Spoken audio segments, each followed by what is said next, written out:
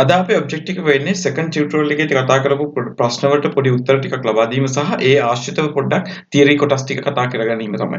එතකොට ඒක අපි සෙකන්ඩ් ටියුටෝරියල් එකේ දාලා තිබ්බේ ඔස්ටියොලොජි ගැන, බෝන් එක ගැන, බෝන් එකේ ඇනටොමි, බෝන් එකේ බේසික් කරුණු ටිකත් එක්ක ආශ්‍රිතව සහ පොඩි ක්ලිනිකල් සිනාරියෝස් ටිකක් එක්ක තමයි ඒ ටියුටෝරියල් එක දාලා තිබ්බේ. එතකොට මෙතනින් මම ඒ අවශ්‍ය ටික එතන තියරි එකත් එක්කම කතා කරන්න. එතකොට ඔය කට්ටිය මේක මේ ෆස්ට් ඉයර් විතරක් නෙමෙයි, සමහරට ඉස්සරහට ෆයිනල් ඉයර් දක්වා මේකේ තියෙන වැදගත් කරුණු ටික සහ ඒකට කොහොමද අපි අපේ බේසික් නොලෙජ් එක කොහොමද ක්ලිනිකලි ඇප්ලයි කරන්න කියන එක තේරුම් ගන්න පුළුවන්. රයිට්. එහෙනම් පළවෙනි ප්‍රශ්නේ තිබ්බේ ඇත්තටම මේට්‍රික්ස් එක ගැන. මේට්‍රික්ස් එක ගැන කතා කරන්න ඉස්සරම පොඩ්ඩක් ඒ වටේට තියරි ටික පොඩ්ඩක් කියලා දෙන්න. දැන් මේක නම් A level කාලේ නම් උගන්වන දෙයක්. බෝන් මේට්‍රික්ස් එක ගත්තොත් ළමයි ඒකේ අපිට කියලා දීලා තියෙනවා දෙකක් තියෙනවා. ඕගනික් කම්පාර්ට්මන්ට් එක සහ නන් ඕගනික් මේක. ඕගනික් එකේ 90%ක් මං කිව්වේ type 1 කොලාජන් තමයි තියෙන්නේ. type 1 කොලාජන්. කොලාජන් වර්ග ගොඩාක් තියෙනවා. ඒ කට්ටිය දන්නේ මේ තාම බයෝකෙමිස්ට්‍රි කරලා නැති කට්ටිය සමහරට දන්නේ නැතුව ඇති.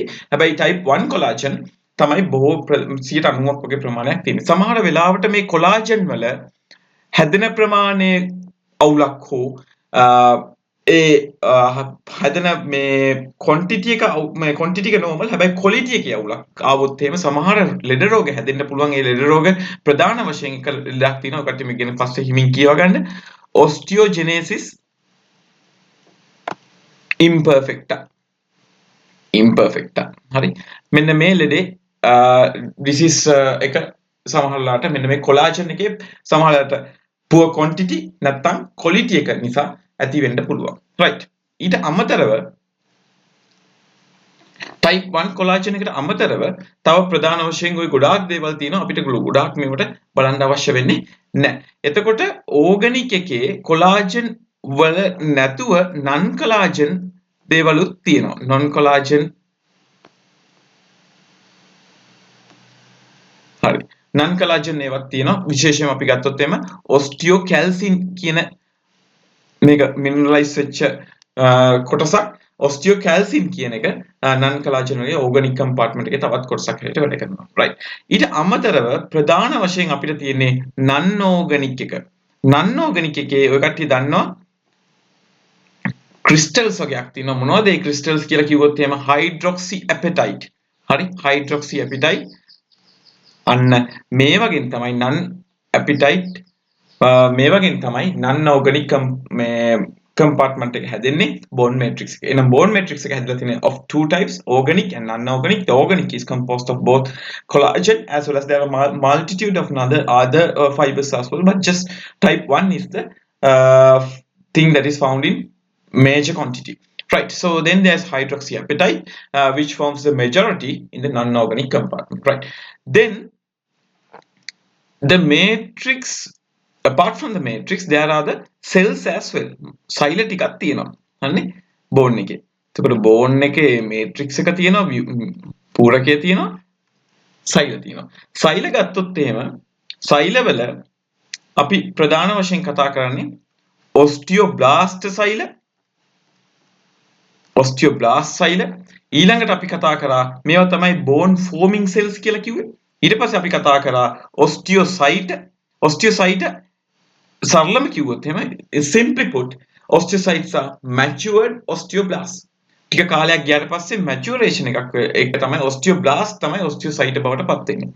ඊට පස්සේ අපි කිව්වා osteoclast අන්න bone destroying cells කියලා කිව්වා. මේවා monocyte, හරි, monocytic lineage එකකින් එන monocytes කියන්නේ මහා භක්ෂාණු සෛල වර්ගයක්.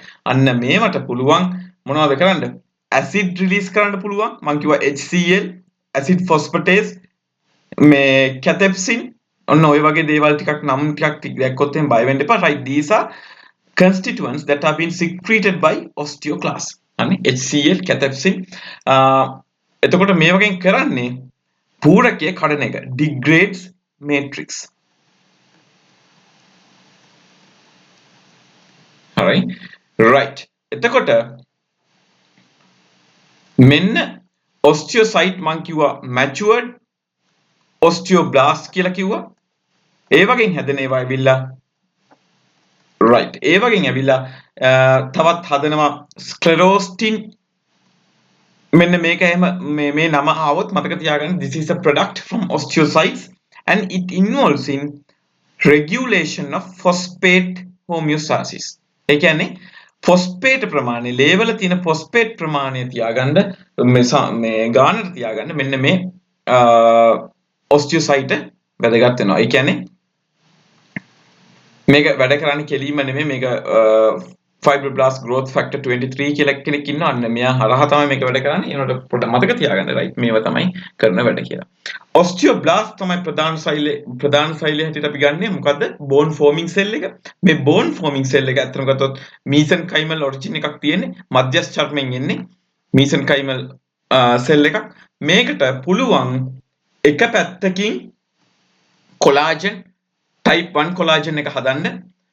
ඒ වගේම osteocalcin අන්න organic compartment එකේ තිබෙ වැදගත් කොටසක් osteocalcin මේ non collagen වෙන ප්‍රධාන එකක් අන්න ඒක හදන්න මෙන්න මේ දෙක කරන්නේ osteoblast හරහා right. තව වැදගත් කරුණක් මේක ගොඩාක් clinically තමයි වැදගත් වෙන්නේ. හැබැයි දැන්ටත් මම පොඩ්ඩක් කියන්න ඕනේ. ඒක නිසා මම මේක කතාවක් කියනවා. osteoblast සෛල වැඩ කරද්දී එයා හදනවා chemical එකක් alkaline phosphatase කියලා.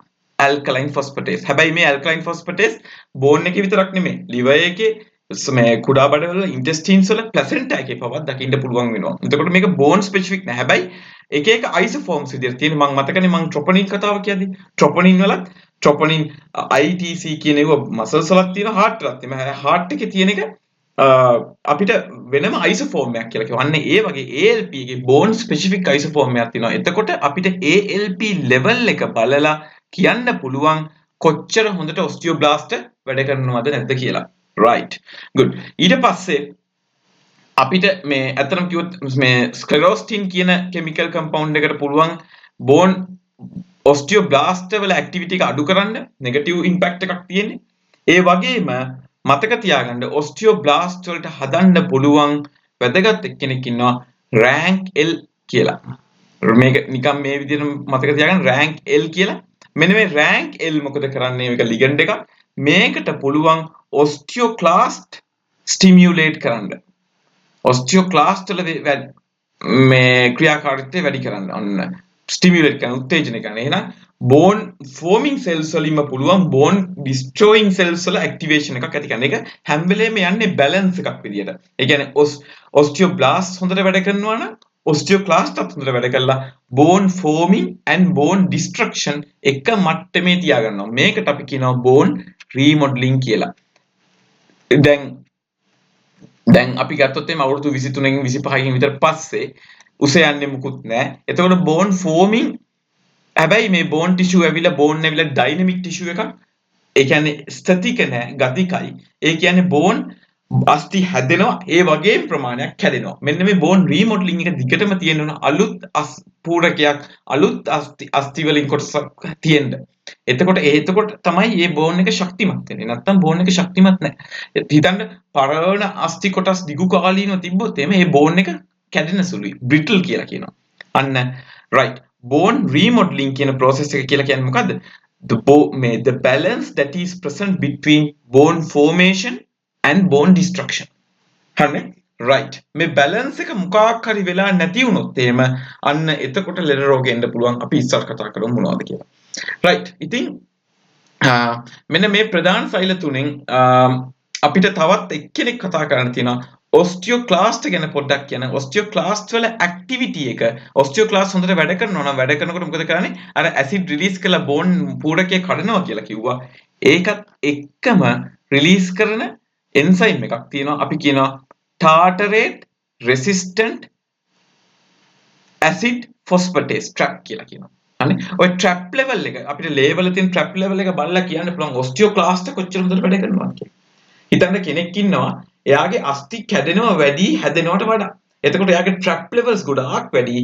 ALP levels එච්චර වැඩි නැහැ.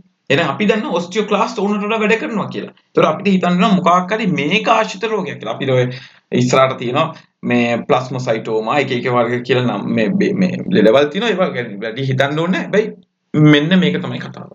හරිනේ. රයිට්. මීට අමතරව හතරවෙනි සෛලයක් හැටියට ඔස්ටියෝප්‍රොජෙනිටර් සෙල්ස් කියලා එකක් තියෙනවා. මම OP සෙල්ස් කියලා මෙන්න මෙතන ලියන්න. ඔස්ටියෝප්‍රොජෙනිටර් සෙල්ස් කියලා මේවා ව්‍යුහාත්මකව තාම මේ විකසිත වෙලා නැහැ. ඩිෆරෙන්ෂিয়েට් වෙලා නැහැ. මේවා මූලික අවස්ථාවේ තියෙන සෛල අපි කියනවා කුයිසෙන්ට් සෙල්ස් කියලා. කුයිසෙන්ට් කියන වචනේ කියවෙන්නේ without differentiation කියන. තාම හැදිලා මේ මුහුපුරා ගිහිල්ලා නැහැ. මැචුවර් වෙලා නැහැ. right. ඉතින් මෙන්න මේක තමයි සාමාන්‍ය අපිට බෝන්ස් වල දකින්න පුළුවන් වෙන්නේ.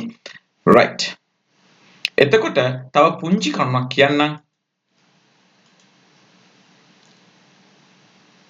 අපි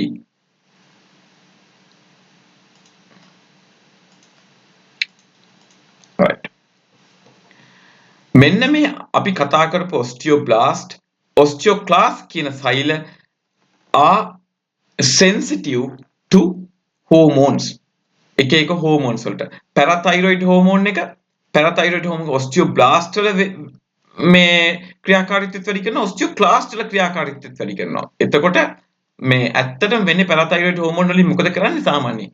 osteoclast වල සෛල වල ක්‍රියාකාරීත්වය ගොඩක් වැඩි කරලා එතකොට හදනවා මේ අස්ථි කඩලා කැල්සියම් සහ ෆොස්ෆේට දෙනවා ලේවලට රිලීස් කරනවා. මේක තමයි කරන්නේ. ඒ වගේම තමයි තව අපි ගත්තොත් එහෙම ඔස්ටියෝබ්ලාස්ට් වල ක්‍රියාකාරීත්වය වැඩි කරන්න ඉන්නවා කට්ටිය ඊස්ට්‍රජන්, කැල්සිටොනින්, යම් තාක් දුරට තයිරොක්සින් පවා. හරිනේ? තයිරොක්සින් පවා මේකට උදව් වෙනවා. හරිනේ? ආය හෝමෝන් එකක් වැඩියට විකිය නැති වුණත් වැදගත්ම එකක් තමයි විටමින් D කියලා කියන්නේ. විටමින් D මේකට උදව් කරනවා. right.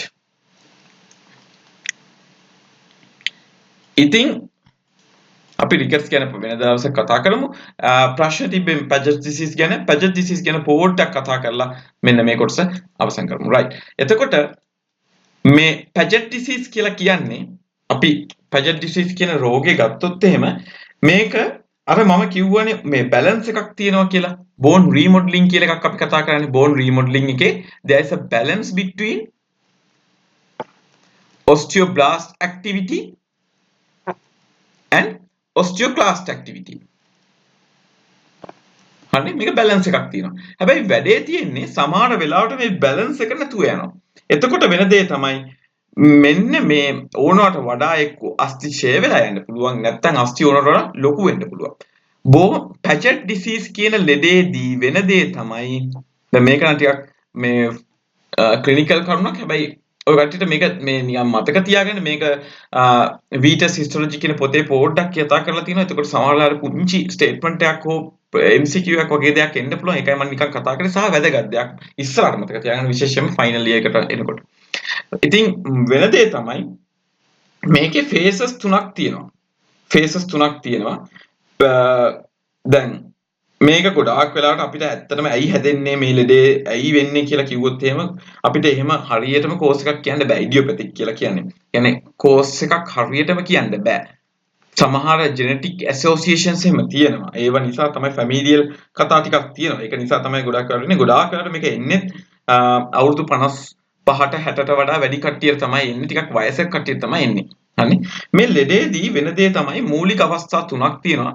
මූලික මේ කාලයක් තියෙනවා අස්ථි කැඩෙනවා වැඩි. ලිටික් ෆේස් එක කියලා කියනවා. ෆේස් එක කියලා කියන්නේ කාල පරාසය. ලිටික් කිය ලයිසිස් කියන කඩනවා කියන එක. එහෙනම් ඒ වෙලාවේ ඔස්ටියෝක්ලාස්ට් වල ඇක්ටිවිටි එක වැඩි. ඊළඟට අපිට තියෙනවා මික්ස්ඩ් ෆේස් එක. එතකොට මේ කාලේ වෙනකොට ඔස්ටියෝක්ලාස්ට් වල ඇක්ටිවිටි එකයි ඔස්ටියෝබ්ලාස්ට් වල ඇක්ටිවිටි එකයි සමානයි.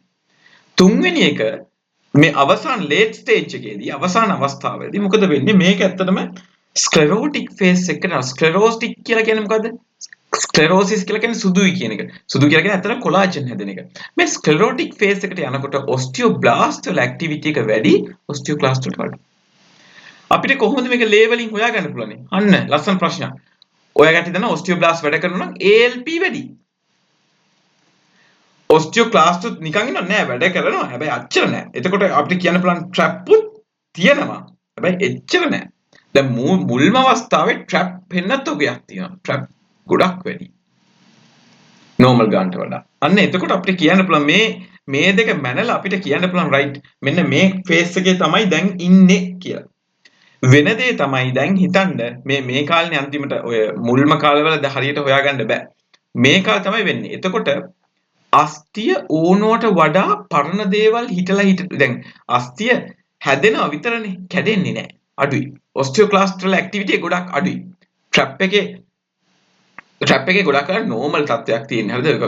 මේ තේරුම් ගන්න මේ කියන්නේ චුට්ටක් මතක තියාගන්න. ඔක තේරුම් ගන්න ගියොත් ඇත්තටම වෙන දේ තමයි ඔස්ටියෝක්ලාස්ට් එක පැත්තකින් අඩු වෙනවා. සහ මේ බෝන් රීමොඩලින් වැඩි හින්දා ඔස්ටියෝබ්ලාස්ට් තරහා ඔස්ටියෝක්ලාස්ට් ඇක්ටිවේට් වෙන එකකුත් තියෙනවා. රෑන්කෙල් කියලා කතාවක් කිව්වනේ. ඒ දෙකම හින්දා ට්‍රැප් ලෙවල් එක නෝමල් වගේ තියෙන්නේ. එතකොට මේ අස්ථි වල සෛල දැන් අස්ථි පූරකයේම ගොඩාක් හැදෙනවා කැඩෙන්නේ නැහැ එච්චර. රීමොඩලින් එක වෙන්නේ නැහැ හොඳට. එතකොට මේ තියෙන අස්ථි මොකද වෙන්නේ? ඕල්ඩ් බෝන් පරණයි. පරණ අස්ථිය ඒ කියන්නේ අලුතින් හැදෙන්නේ නැති තරම් වෙන්නේ. කැඩෙන සුළුයි. බ්‍රිටල්.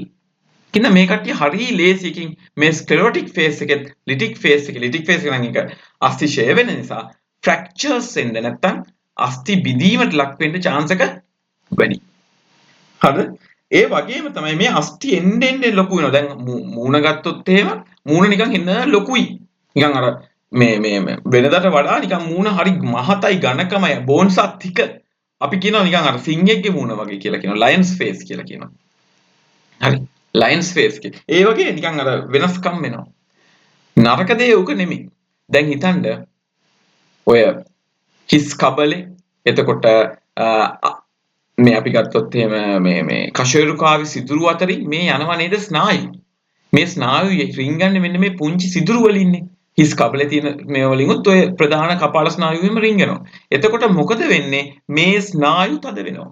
මේ ස්නායු තද වෙනකොට අන්න එනවා නර්ව් පෝල්සිස්. ස්නායු තද වෙනවා වැඩ කරන්නේ නැහැ ස්නායුව. අන්න නර්ව් පෝල්සිස් එනවා. ඒක නියුරොලොජිකල් ලෙවල් වෙන්න පුළුවන්. සමහර වෙලාවට මේ කපාල ස්නායු තද වෙලා වෙන්න පුළුවන්. මෙන්න කපාල ස්නායු හෝ ඒ මේ මූණට එන ස්නායුව තද වෙලා ෆේෂල් නර්ව් පෝල්සියක් වෙන්න පුළුවන්. සමහර වෙලාවට අපි ගත්තොත් එහෙම මේ බැලන්ස් එක තියාගන්න අටවෙනි මේ ස්නායුව කපාල ස්නායුව තද වෙලා බැලන්ස් එක නැතුව යන්න පුළුවන්. ඔන්න ඔය වගේ හේතු තියෙනවා. ඒ විතරක් නෙමෙයි සමහර වෙලාවට අර අපේ මැද කනේ තියෙන පුංචි අස්ථි තියෙනවනේ. ඔය අස්ථිත් ඕනට වඩා ටිකක් ලොකු වෙනවා. ලොකු වෙලා අර ලස්සන්ට ඔසිලේට් වෙන එක අපි කියනවනේ ඒක එකිනෙකට අර මේ කම්පණය වෙලානේ තරංග ගෙනියන්නේ. මෙන්න මේක හරියට වෙන්නේ නැහැ. එතකොට ඇහෙනවත් අඩුයි. හියරින් ලොස් එකකුත් වෙනවා. ඔන්න ඔය වගේ හේතු ටිකක් මේකේ එනවා. එතකොට කොහොමද අඳුරගන්නේ පැජට් ඩිසීස් එකේදී? පැජට් ඩිසීස් එකේදී වෙන දේ තමයි ඇල්කලයින් ෆොස්ෆටේස් හොඳටම වැඩි. හරි. මේ ස්ක්ලෙරොටික් ෆේස් එක ගත්තොත් එහෙම ඇල්කලයින් මේ සාමාන්‍ය මේ ෆේස් එකේනේ අපි කතා කරන්නේ ඔක. ස්ක්ලෙරොටික් ෆේස් එකේදී ඇල්කලයින් ෆොස්ෆටේස් ගොඩාක් වැඩි. මේ ට්‍රැප් ගැන ලොකුවට කියන්න යන්න එපා. ට්‍රැප් ගොඩක් කරලා නෝමල්. හැබැයි අපි තව වැදගත් දෙයක් තමයි මෙන්න මේ පැරතයිරොයිඩ් මේ කැල්සියම් ලෙවල් එක ගෙනවා. කැල්සියම් ලෙවල් එක බොහෝ වෙලාවට නෝමල් නැත්තම් නෝමල් තමයි ගොඩක් වෙලාවට චූටක් අඩු වෙන්න පුළුවන්. මොකද හැදෙනවා විතරයි කැඩෙන්නේ නැහැ. හරි? Normal calcium level, normal phosphate level. Parathyroid hormone එක අතත් මේක හෝමෝන් එකේ ප්‍රශ්නයක් නෙමෙයි. හෝමෝන් එක නෝමල්. මොකද අනිත් ලෙඩවල් තියෙන පැරතයිරොයිඩ් හෝමෝන් එක වැඩි වෙන නිසා එක්ක ලිටික් ෆේස් එකට යනවා නැත්නම් පැරතයිරොයිඩ් හෝමෝන් එක අඩු වෙන නිසා ස්ක්ලෙරොටික් ෆේස් එකට යනවා. අන්න එහෙම කතාවක් නෙමෙයි මෙතන තියෙන්නේ. right. ඉතින් මෙන්න මේවා ටික තමයි මට කතා කරන්න ඕනේ. ඔන්න මේක මේ වීඩියෝ එක බලනවා නම් යම්කිසි ක්ලිනිකල් ළමෙක් මේ කට්ටියට එන්න පුළුවන් heart failure. heart failure එන්න පුළුවන්. හිතන්න ඇයි මේ heart failure එන්න පුළුවන් වෙන්නේ කියලා. ඒක ලස්සන මේ හේතුවක්.